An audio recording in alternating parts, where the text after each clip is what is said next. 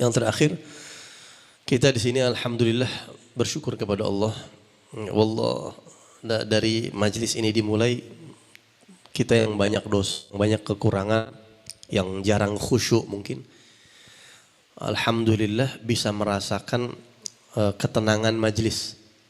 Ya, kita sangat nyata tadi merasakan majelis itu begitu tenang, begitu nikmat. Apalagi ketika mendengar sabda Nabi Sallallahu Alaihi Wasallam, kita merasakan menghadirkan kata-kata itu keluar dari lisannya Rasul SAW.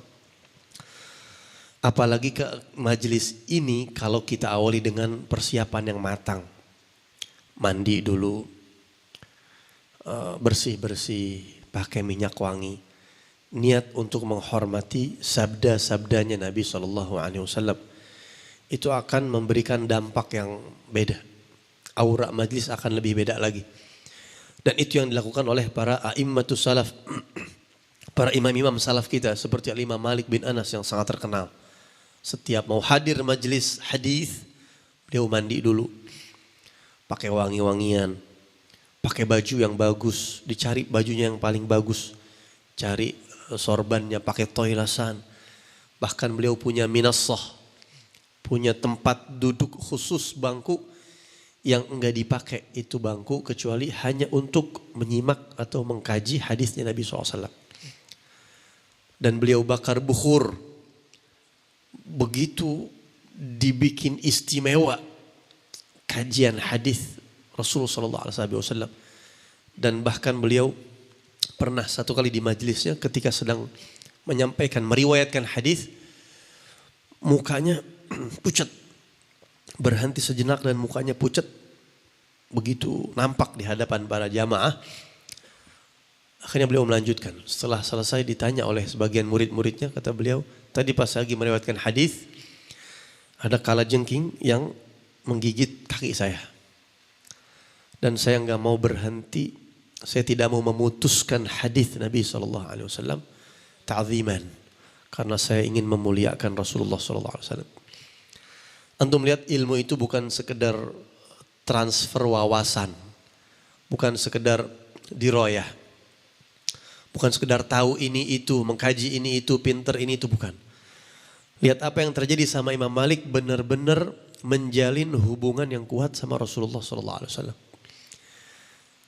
Imam-imam madhab dan orang-orang terkenal, tokoh-tokoh itu, mereka betul-betul mencintai Nabi sangat dahsyat. Rasulullah benar-benar hidup di hati mereka. Yang mengangkat derajat mereka bukan ilmu mereka, tapi kedekatan mereka sama Rasulullah. Penghormatan mereka sama Rasulullah. Ta'zim mereka dengan hadis Nabi, dengan segala hal yang berhubungan dengan Rasulullah SAW. Al-Imam Al-Qadhi Iyad Al-Yahsubi pernah meriwayatkan di dalam kitab Asy-Syifa, suatu saat Al-Imam Malik bin Anas radhiyallahu an ini diskusi dengan seorang khalifah, ya, Abu Mansur Ja'far dari Daulah Abbasiyah pada saat itu, di masjidnya Rasul SAW di Madinah, di Masjid Nabawi. Ketika terjadi munazarah, diskusi, ini Imam Malik ulama besar, Imam Darul Hijrah. Tidak heran kalau sekelas sultan dialog sama beliau, konsultasi sama beliau. Di tengah-tengah konsultasi, di tengah-tengah dialog, khalifah ini suaranya rada kencang sedikit. Biasa kan sultan mah bebas ya. Kalau sultan mah bebas, kadang-kadang nggak bisa begitu. Imam Malik mendengar itu, kata Imam Malik, la tarfa' sautak fawqa sautin Nabi. Wahai khalifah, pelanin suara kamu. Kamu jangan angkat suara kamu di atas suara Rasulullah. Karena di hadapan kita ada Nabi SAW. Dekat makam Nabi di Masjid Nabawi. Wa inna hurmatahu mayyitan ka hurmatihi hayya. Kemuliaan Nabi setelah wafat persis sama, gak kurang sedikit pun seperti Nabi hidup. Saat ini ada Nabi di hadapan kita, jangan angkat suara. Innallaha addaba qauman. Ini Imam Malik nasihatin khalifah nih. Wahai Tuhan, Allah pernah mendidik sekelompok orang Biqaulihi, dengan firman-Nya, la tarfa'u aswatakum fawqa sautin nabi wa la tajharu lahu bil qawli ka jahri ba'dikum li ba'd an tahbata a'malukum wa antum la tash'urun. Allah berfirman di Al-Qur'an untuk para sahabat dalam rangka mendidik para sahabat sebagai kaum-kaum yang hidup di zaman Rasulullah, jangan kalian mengangkat suara di atas suara Rasulullah. Jangan kalian melantangkan suara kepada Nabi seperti kalian lantang sesama kalian. Ini beda. Kalau kalian angkat suara di atas suara Rasul, seluruh amal ibadah kalian pahalanya hangus dari nol lagi. Dan kalian gak ngerasa pahalanya hangus. Wa innallaha madaha qauman. Dan antum perlu tahu juga, Allah Subhanahu wa taala memuji sekelompok orang dalam firman-Nya karena suaranya pelan di depan Rasulullah. Innal ladzina yaghudduna aswatahum 'inda Rasulillah ulaika alladzina imtahanallahu qulubahum littaqwa. Sesungguhnya orang-orang yang kalau di depan Nabi suaranya dipelanin suaranya, mereka adalah orang-orang yang hatinya sudah teruji dalam ketakwaan kepada Allah Subhanahu wa taala. Lahum maghfiratun wa ajrun 'adzim. Mereka mendapatkan pahala dan ampunan, pahala yang besar. Wa innallaha dzamma qauman, dan Allah juga mencela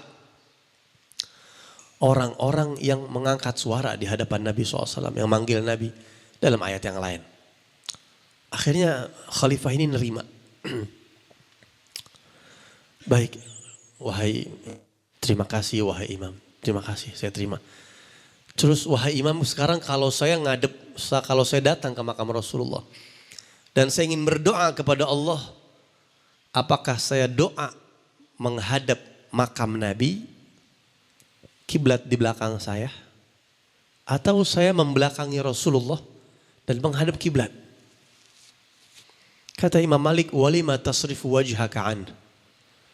Ada urusan apa ente belakangin Rasulullah? Kenapa ente alihkan? Kenapa engkau membelakangi Nabi Muhammad SAW? Berdoalah kepada Allah menghadap Nabi Muhammad, fa innahu wasilatuk ilallah wa wasilatu abika Adam. Karena sesungguhnya Nabi Muhammad ini adalah perantara kamu sama Allah. Pintunya itu Nabi Muhammad. Di sini pintunya nanti mau ngapain jauh-jauh. Bahkan beliau Nabi Muhammad adalah perantara Nabi Adam alaihissalam ketika berdoa kepada Allah Subhanahu wa taala. Kemudian Imam Malik membaca ayat Al-Quran, walau annahum idzalamu anfusahum ja'uka fastaghfirullaha wastaghfara lahumur rasul lawajadullaha tawwabar rahima.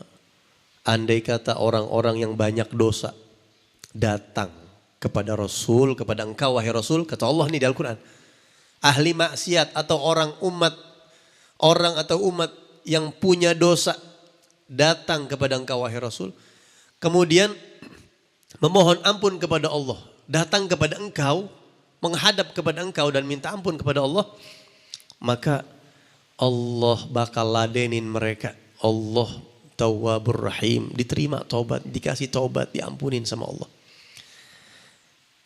Kita sekarang sedang menghadap Nabi kita Muhammad SAW.